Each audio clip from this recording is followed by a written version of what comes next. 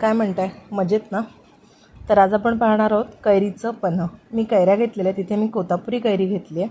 स्वच्छ धुवून आपल्याला कुकरमध्ये 3 ते 4 सीट्या करून घ्यायच्या आहेत. बघा, आपली कैरी जी आहे ही छान शिजलेली आहे, गरम आहेत.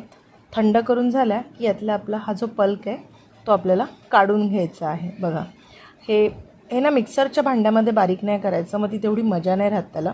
कारण जेव्हा आपण जे पन्ह आहे ते पितो तेव्हा त्याच्यामध्ये ते जे पार्टिकल्स आहेत आंब्याचे, कैरीचे, कच्च्या कैरीचे, ते आले पाहिजेत. आता आपण याच्यामध्ये गूळ घालूया. कैरी जेवढी आंबट तेवढा आपल्याला गूळ थोडा जास्त लागतो.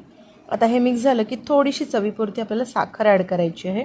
बघा, गूळ थोडासा ऑरेंज कलरचं असल्यामुळे पन्ह जे आहे ते बघा असं ऑरेंज कलरचं झालेलं आहे. आता आपलं पन्ह आहे हे ऑलमोस्ट तयार आहे.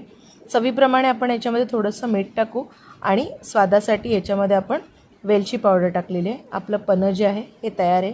हे थंडगार झालं की आपण थंड पाणी घालून आपलं पन्ह जे आहे हे पिऊ शकतो. बघा, पन्ह आपलं एकदम छान तयार झालेलं आहे. हे जे पार्टिकल्स आहेत ते दिसत आहेत, ते पन्ह पिण्यासाठी फार मजा येते. तर आता मी एका ग्लासामध्ये जो आपण पल्प तयार करून ठेवला आहे तो घेतला आहे आणि यामध्ये मी थंडगार पाणी मिक्स केलं आहे. तुम्ही कसं पन्ह करता? तुमच्याकडे काही वेगळी पद्धत आहे का? मला कमेंट बॉक्समध्ये नक्की कळवाल. आत्ताच्या गरमीच्या सीझनमध्ये हे पन्ह प्यायला फार बरं वाटतं. तर तुम्ही पण करा आणि मला सांगा कसं झालं होतं ते.